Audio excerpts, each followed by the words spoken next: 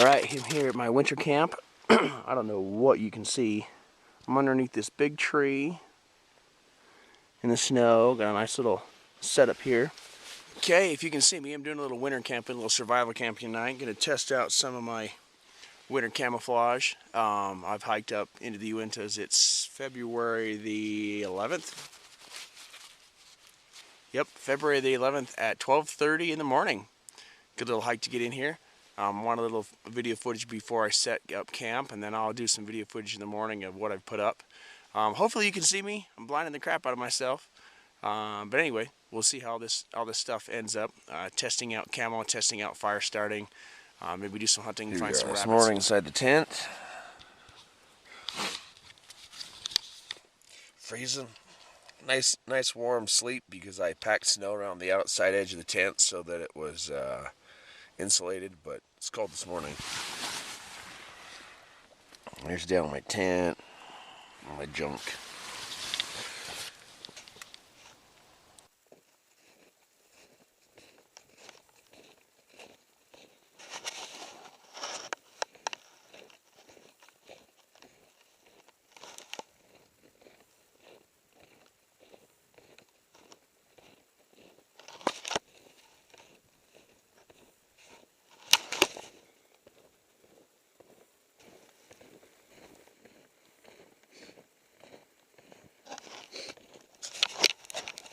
So, I got in last night at 11 o'clock. I got off work and hiked in here late last night to do the winter camp out. I wanted to test out some of my gear. One of the things I wanted to test out was this winter camouflage. I got this at a local Army Navy surplus store. It's pretty cheap. It was like 30 bucks. And then I got these pants for about $20. And the pants are the things I'm most impressed with. They breathe and they're flowing, but they still keep heat in a little bit. They've got straps down there at the ankles and then a strap on the waist. You can kneel down on the snow with them. You can go to the restroom while you're wearing them. They strap down snug. They don't fall off or shift or twist or whatever. They're really lightweight. You almost don't even know they're there. It's kind of like a silky nylon type material. They've been pretty awesome. I also tried out my ribs pack again. I got that from Blade HQ. I know awesome. People in the military can appreciate something being accessible on your chest. And that's essentially what this is. It's nice, quick access to it. So far I've seen a moose and nothing else. I've been looking for rabbits and coyotes or something. I was more hopeful about rabbits and coyotes. I don't know how many coyotes I'm going to run into up here, but I was hoping to at least find one or the other. That's about all I can hunt around here right now. Anyway, that's all for now. I'm going to try to do a little fire here in a little bit, show you how some of the strikers work, and we'll go from there. Okay, I'm out hiking around, hiking down the trail, and it's hard for you to see on the camera right here, but that is a moose bedded down. Alright, so I've been hiking for a little while. I'm trying to find some kindling just to start a small fire, just to show how we can fire them up. And if you look over here, these are just leaves that have been left over from the fall. And essentially, they're not right on the ground, they're not covered in snow. So they actually make a pretty decent little, if you don't drop them in the snow like I just did, pretty decent little base for kindling.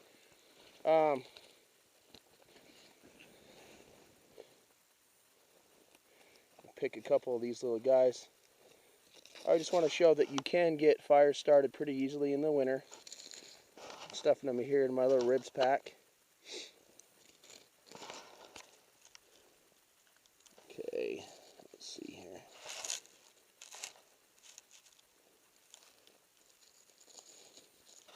It's kind of a quick show to show how well the camouflage works in the snow. Now obviously from a close distance you'll make me out, but from a longer distance, especially if you're hunting sheep or coyotes or something, if you're put this bag on the inside, you'll And if you're stationary, man, no one will make you out. It's actually really good winter camouflage. Alright, I'm going to head back and get a couple more twigs and stuff as I walk, and then we'll see if we can't start a small little fire. Okay, so I've got a little pile of just some simple kindling right here, just to show how easily a fire can be started. So all I'm going to do is just place them in a pile. Normally what you'd want to do is get a bunch of little sticks, bigger sticks and logs set up so that you can, once you get set up, you can start your fire. Now all I'm going to do for now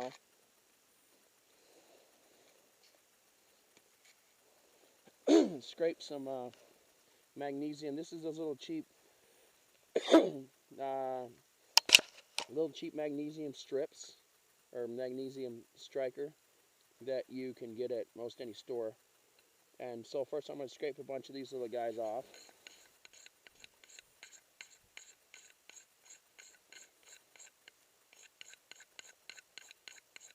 And what you want to do when you're ready to start the fire is take your Procerium stick and pull it away, as opposed to pushing the other piece towards it. See how that just ignites them right up? And basically it'll start up in a little fire. Now if I had some bird's nest or some other piece of kindling, I could just continue to blow on this, and that would start the fire right up. That's just a quick how-to on a fire. Scrape the little magnesium strips into your kindling. Once it ignites the kindling, ignites the magnesium, starts up the kindling. You can see that immediately ignited. Now, of course, if I had more kindling and wood, I would have picked it up and blown on it and stuck it in the bigger wood, and we would have had a fire started just like that. Okay, so for another fire starter, I've already showed how to do just magnesium right there.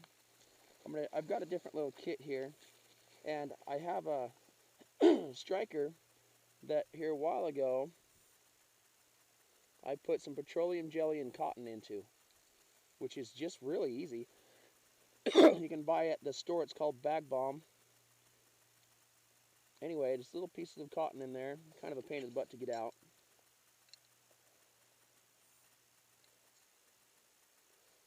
But you just take that little piece of cotton right there. I only need like half that, not very much at all. Something to catch a spark. Got gooey little pieces of petroleum jelly in it. I'll just reload this later when I get home, so I guess I don't care if I use it up. Anyway, as you can see, that's just in the lid. There's a little D-ring in this. This is Habilis, H-A-B-I-L-I-S, Habilis Bush Tools.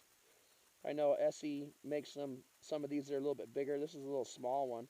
This is the SE4 knife. I got both of these at Blade HQ as well, along with that little bag. Well, anyway, so what I'm doing here is I put some petroleum jelly. I got my striker, and these little guys are big kindling fire starters. So I'm just going to show you, see if I can't get one started up. Essentially, what they do is they are that's flint from the dryer with wax melted into an egg carton. Anyway, it makes them about the most awesome kindling in the world. Put this back in my ribs pack here. Okay, now obviously I got a lighter right there, but we're going to show you how to do it with the striker. Just like I said earlier on, what you do is you take the striker and you pull the striker away. You don't pull the knife. Okay, because what ends up happening is, there it is, it started already. What ends up happening is your knife hits your kindling and knocks it out of the road, so that's why you want to pull it instead of push it.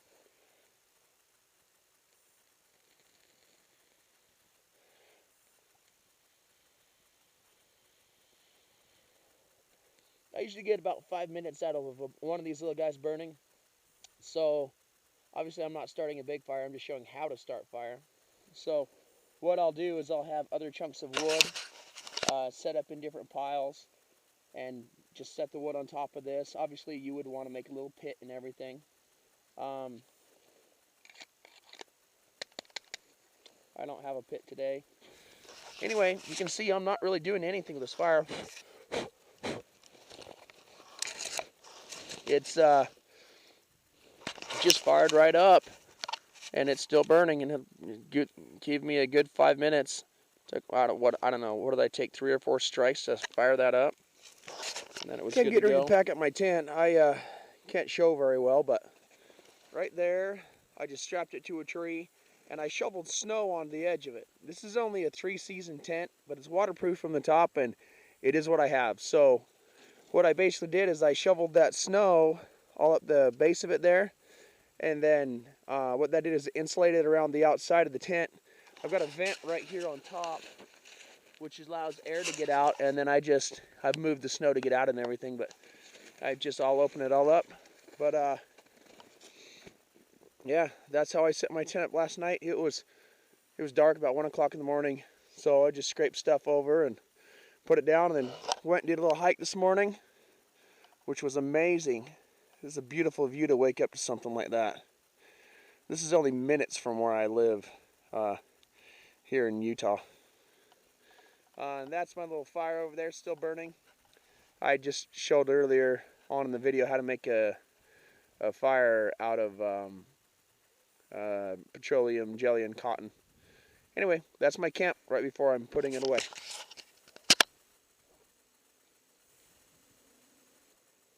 Now it's time to put up my camp and get out of here.